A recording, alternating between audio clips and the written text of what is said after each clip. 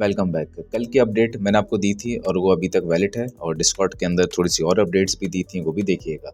अभी मैं बात करता हूँ जो रिसेंट अपडेट मैंने दी थी एल्ट्स के ऊपर, कि एल्ट्स जो है आहिस्ता आहिस्ता अच्छा मोमेंटम दिखा रहे थे और ये बातें चल रही थी ये पम्प करेंगे। मैंने इधर अपडेट दी थी कि एल्ट्स के लिए ज़रूरी है कि अगर उन्होंने पम्प करना है तो वो EMA21 के ऊपर क्लोज करें 4 आवर टाइम फ्रेम पे। तो इसको ज़रा हम देखते हैं क्या ऐसा हुआ। तो एल्ट कॉइन पे चलते हैं, कार्डानो पे, इसको देख लेते हैं। अच्छा, मीनवाइल अगर आपने हमारा डिस्कॉर्ड ज्वाइन नहीं किया तो डिस्कॉर्ड ज्वाइन कर लें ताकि आपको टाइमली अपडेट मार्केट के हवाले से और सिग्नल्स वगैरह के हवाले से मिलती रहे, तो आप उसको ज्वाइन कर सकते हैं। लिंक आपको डिस्क्रिप्शन में मिल जाएगा। अच्छा, ये हम आ गए हैं कार्डानो के ऊपर। कार्डानो को ज़रा चेक करते हैं कि इस पर क्या हो रहा है। ये हम चलते हैं straight away 4 hour time frame पे और हम लगाते हैं EMA21 इंडिकेटर। ठीक है, जिस तरीके से मैंने अपने डिस्कॉर्ड में आपको बताया था। और ये तो खैर से कॉइन के बारे में था, तो अभी हम दूसरे कॉइन को देखते हैं, से को भी देखते हैं कि इसके लिए ज़रूरी है कि अगर इससे पम्प करना है तो इस लाइन के ऊपर आना है। तो अभी देखते हैं क्या ऐसा हुआ। ये अपडेट जब मैंने दी थी तो क्योंकि से कॉइन की दी थी तो से कॉइन पे ज़रा चलते हैं और देखते हैं। ये अपडेट मैंने दी थी तो ये उस वक्त यहाँ पे था और आहिस्ता आहिस्ता मोमेंटम पकड़ रहा था और ऊपर की तरफ आ रहा था। लेकिन मैंने उसी वक्त आपको बताया था कि इसके लिए ज़रूरी है कि ये इसके ऊपर क्लोज़ करे। इसने ऊपर क्लोज़ नहीं किया, इसने नीचे क्लोज़ किया और मोमेंटम लूज़ हो गया, नीचे चला गया।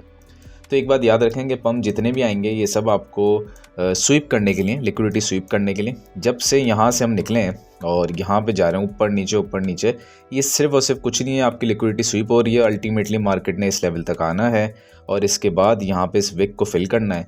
होता क्या है कि कभी कभार विक पूरी फिल होती है, लेकिन मोस्ट केसेस में पूरी फिल नहीं होती।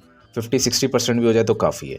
और इस केस में लग ये रहा है कि ये हो सकता है पूरी फिल ना हो, बट 50-60% इसको फिल कर लेना चाहिए, ये ज़रूरी है। और हो भी सकता है पूरी फिल हो जाए, कुछ कह नहीं सकते। तो आपने जब तक मार्केट के अंदर कोई ट्रेड नहीं लेनी है जब तक इस सिचुएशन से हम निकल नहीं जाते। तो एक अच्छा ट्रेडर वही है जो उस टाइम पे ट्रेड ले जब उसको कोई लॉस ना हो और उसके बाद लॉस के चांसेस बहुत ही रेयर हो जाएं, कम हो जाए, और जब मार्केट सिचुएशन उसके लिए फेवरेबल हो। इस वक्त कोई फेवरेबल सिचुएशन नहीं है। एक जैसी पंप आया तो हमने इसको क्लोज मॉनिटर किया, लेकिन उसने उसके ऊपर क्लोज ही नहीं दिया, तो इसका मतलब कोई ट्रेड बनती नहीं थी। तो ये बहुत ज़रूरी है आपके लिए समझना। तो जब यहाँ पे आके लिक्विडिटी सारी की सारी ग्रैप हो जाएगी, स्वीप हो जाएगी, उसके बाद हम देखेंगे क्या हमें ट्रेड में एंटर होना चाहिए कि नहीं। अभी तो बिल्कुल भी नहीं। और अभी ये अपडेट आपके काम आएगी अगले कुछ दिनों तक कि अगर अचानक कोई पम्प नज़र आए तो आप ख़ास तौर पे 4 आवर टाइम फ्रेम को देखें, EMA21 इंडिकेटर लगाएं। जब तक इसके ऊपर क्लोज ना करे आपने बाय नहीं करना। अब क्लोज कैसे करेगा, कुछ लोग इस पर भी कंफ्यूज थे। भाई वो ऐसे करेगा कि ऊपर आएगा, क्लोज करेगा, हो सकता है थोड़ा और ऊपर चले जाए, रीटेस्ट करेगा और फिर यहाँ से आप उसको उठाएं, क्योंकि उसके बाद फिर पम्प नज़र आएगा। लेकिन जब तक ये ऐसा नहीं करता जब तक मार्केट ख़राब है। मिसाल के तौर पे 1 आवर टाइम फ्रेम पे देखिए ज़रा क्या हुआ। ये देखें, ये ग्रीन कैंडल ने ऊपर आई, इसने ऊपर क्लोज दिया, ऑलमोस्ट रीटेस्ट दिया, छोटा सा पम्प दिया। ठीक है, इस चीज़ की मैं बात कर रहा हूँ। लेकिन क्योंकि 1 आवर टाइम फ्रेम एक शॉर्टर टाइम फ्रेम है तो उसमें वो पम्प लास्ट नहीं किया और वो वापस नीचे आ गया। ठीक है, तो इसीलिए आपके लिए ज़रूरी है कि आप इसको हायर टाइम फ्रेम्स की तरफ जाएँ।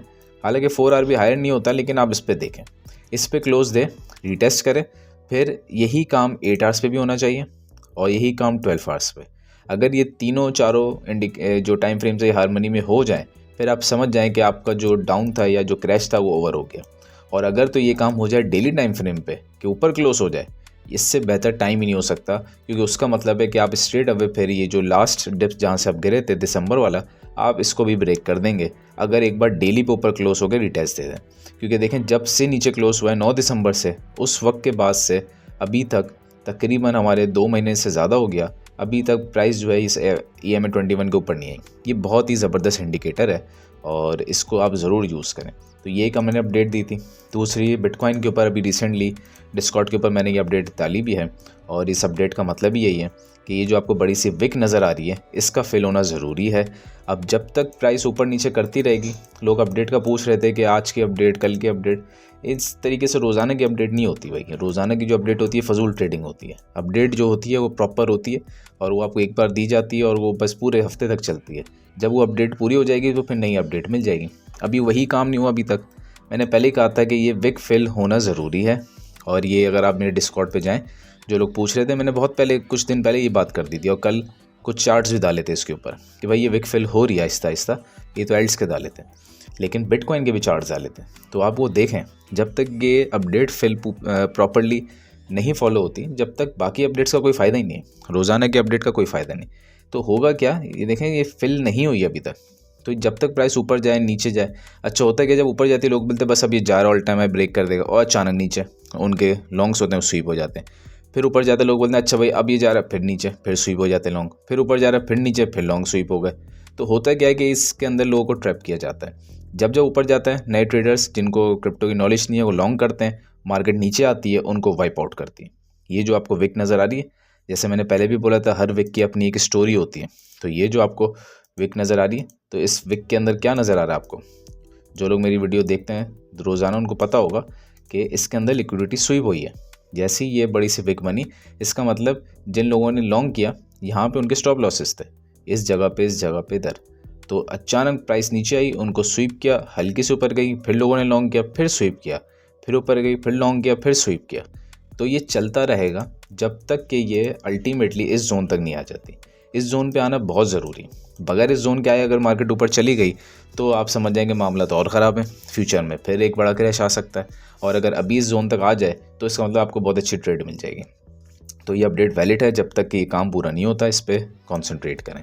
और अगर हम इसको ज़रा 1 आवर टाइम फ्रेम पे देखें तो मुझे एक बहुत अच्छी चीज़ मिली थी, मैं ज़रा उस पर डिस्कस करता हूँ 1 आवर टाइम फ्रेम पे, वो ज़रा गौर से देखते हैं।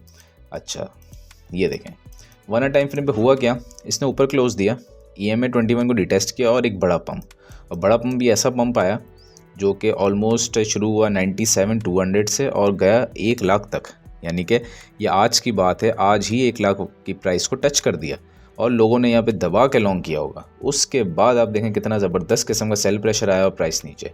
अब ये कैसे पता है कि सेल प्रेशर ये वैलिड है और बहुत ज़्यादा है? जब हम वॉल्यूम का इंडिकेटर लगाएंगे उससे क्लियर हो जाएगी पिक्चर। ये देखें कि बाय के जो आपके जो बन रहे हैं, बल्कि इसमें कुछ एरो लगाते हैं ताकि नज़र आए। ये देखें ये जो बाय के जो आपके वॉल्यूम्स बन रहे हैं ये देखें, और सेल के देखें थोड़े थोड़े, लेकिन अचानक जब प्राइस गई ऊपर की तरफ 1 लाख को क्रॉस किया, उसके बाद एक ख़तरनाक सा सेल प्रेशर आया और वो ये रहा। ये आपको नज़र आ रहा है सेल प्रेशर, कितना हाई सेल प्रेशर है। जितनी बड़ी बड़ी कैंडल्स हैं ये उतना ज़्यादा वैलिड हो जाता है। ये चीज़ शो कर रही है कि लोगों ने यहाँ से दबा के लॉन्ग किया और मार्केट नीचे। अब जब तक ये लॉन्ग शॉर्ट्स ये स्वीप चलता रहेगा, जब तक मार्केट ऐसे ही चलेगी, जब ऊपर जाएगी आप सोचेंगे कि भाई अब ये क्या मज़ीद डिप तो नहीं करेगी, फिर डिप कर जाएगी, मज़ीद ऊपर तो नहीं जाएगी, फिर ऊपर चली जाएगी। ये उल्टी सीधी चीज़ें ऊपर नीचे चलता रहेगा। तो आपने सिर्फ फोकस करना है एक अपडेट पे जो मैंने आपको दे दिया कि प्राइस को इस जोन पे आना ज़रूरी है, प्राइस का वेट करें इस जोन पे आने का, फिर ट्रेड में एंटर होइएगा, उससे पहले नहीं।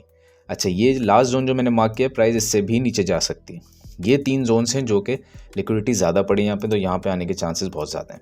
तो इस पे फोकस करें और वॉल्यूम के कैंडल ज़रूर देखा करें। वॉल्यूम देखें कितना ज़्यादा पड़ा हुआ है। खैर हम आगे चलते हैं और किसी और सोलाना पे बात करते हैं। सोलाना के बारे में मैंने ज़रा कुछ कमेंट्स देखे थे, इसको देखते हैं। इसकी कमेंट के मतलब इसके अपडेट की भी ज़्यादा ज़रूरत तो नहीं थी क्योंकि ये भी वही कर रहा है जो बाकी कॉइन्स कर रहे हैं। लेकिन सोलाना जो है इसके अंदर एक चीज़ अच्छी नज़र आई है और वो ये कि इसकी विक जो है वो काफ़ी फिल हो गई है। इसको ज़रा ऑब्ज़र्व करते हैं, ये हटाते हैं ये सब चीज़ें, पहले इसको ऑब्ज़र्व करते हैं कि चल क्या है सोलाना के ऊपर। तो सोलाना को अगर हम देखें तो इसका जो लास्ट पॉइंट आया था वो आया था, मतलब जहाँ तक इसने विक मारी थी वो थी ऑलमोस्ट 176 तक, और ये जो विक लास्ट करती है 203 तक। तो तकरीबन अगर हम देखें तो $27 की तो विक है ये, ठीक है। और इसने अभी जो है वो लिक्विडिटी ग्रैब कहाँ तक कर लिया, 187 तक कर लिए। तो ये मतलब मोर देन 50% तक तो ये ग्रैब कर चुका है। तो सोलाना जो है ये थोड़ी स्ट्रेंथ तो दिखा रहा है। हो ये सकता है कि थोड़ा सा साइडवेज हो जाए इस रेंज के अंदर, ये पॉसिबिलिटीज़ है। इसके नीचे भी जा सकता है थोड़ा सा, लेकिन ये मोर देन हाफ इस विक को फिल कर चुका है। चांसेस तो हैं कि और भी फिल कर सकता है, ये नहीं कह सकते कि नहीं कर सकता, बट मैं ये समझता हूँ चांसेस इधर पूरी विक को फिल करने के कम है। तो ज़रा हम एक ट्रेंड लाइन बनाते हैं इधर।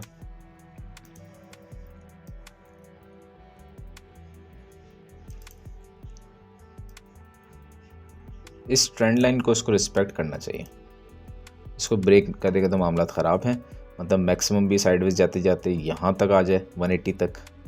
180 का जोन एक अच्छा जोन होगा कि लिक्विडिटी ग्रैब करने का, अगर थोड़ा सा क्रैश आता है। वरना तो सोलाना ने काफ़ी हद तक फिल तो कर लिया है, तो लेकिन अभी मैं ये प्रेफर नहीं करूँगा आप ट्रेड लें। इसने फिल कर लिया, लेकिन अभी भी अगर जब आप EMA 21 इंडिकेटर लगाएंगे और आप आएंगे 4 आवर टाइम फ्रेम पे, तो देखें अभी भी उसके ऊपर क्लोज नहीं दिया। अब करना क्या चाहिए, सोलाना पे अगर आप ट्रेड लेना चाहते हैं तो आप वेट करें ग्रीन कैंडल का कि वो EMA 21 के ऊपर क्लोज दे, पहली चीज़। दूसरी चीज़, क्लोज देने के बाद वो रीटेस्ट करे। ऐसा नहीं करे कि ऊपर क्लोज दिया और फिर नीचे क्लोज दे दिया अगली कैंडल में, ये रीटेस्ट नहीं होता। रीटेस्ट ये होता है, ये ऊपर क्लोज दिया, ये देखें ये रीटेस्ट है, लेकिन इसके बाद इसको अगली ग्रीन कैंडल बनानी चाहिए थी, जबकि इसने बना दी रेड कैंडल, तो ये रीटेस्ट इनवैलिड हो गया। अब रीटेस्ट कब होगा कि ये ऊपर जाए, ग्रीन कैंडल ऊपर क्लोज करें, रीटेस्ट करें, अगली ग्रीन कैंडल बने, थोड़ा सा पंप करें, लास्ट वाले हाई को ब्रेक करें, उसके बाद आप एंटर हो और आप समझ जाएं कि आपको बड़ी ज़बरदस्त ट्रेड मिल गई है। ये सिर्फ ट्रेड वो नहीं है कि $3-4 लेके सालाना में बाहर हो जाए, फिर ये एग्जैक्ट वहाँ जाएगा जहाँ से गिरा था $240 पे, फिर एग्जैक्ट वहाँ पे पंप करेगा। और अगर आपने और परफेक्ट होना है, स्विंग ट्रेड लेनी है, तो फिर जब 4 आवर पे ये कंडीशन मेट हो जाए तो आप आ जाएँ 8 आवर्स पे। 8 आवर्स पे देखें क्या ऊपर आ गया, क्लोज दे दिया तो इसका मतलब ये हार मनी में है। फिर आप 12 आवर में चेक करें, फिर डेली पे चेक करें। अगर चारों टाइम फ्रेम्स पे ये हार मनी में आ गया तो आप समझ जाएं कि फिर ये अपने इस विक को फिल कर देगा जो ऊपर वाली है, क्योंकि जब नीचे वाली विक्स फिल हो रही हैं तो भाई ऊपर वाली भी तो होंगी, उन्होंने क्या बिगाड़ा है। विक फिल, मैंने बताया था विक्स की अपनी एक स्टोरी होती है, ये विक भी जो है ये लाजमी फिल होना ज़रूरी है।